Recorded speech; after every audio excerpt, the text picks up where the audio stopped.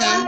Наближава празникът на мама и още 3 дечица искат да отправят своите пожелания.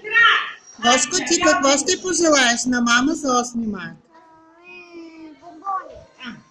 Добре, още да е жива. И приятели. О, много приятели, много хубаво. Нещо. Обичаш ли мама? Да. Кажи, аз много обичам мама. Много обичам мама. И баба. И баба. Още, ако има нещо, пак ще кажеш. Тани, ти какво ще пожелаеш на мама? Ами пожелавам на мама да бъде винаги здрава, винаги да е така щастлива и винаги да се грижи така много за мен и винаги да бъде здрава, много красива и никога да не се разболява. Браво! Деско, ти какво ще пожелаеш? Да е жива и здрава, да е толкова добра,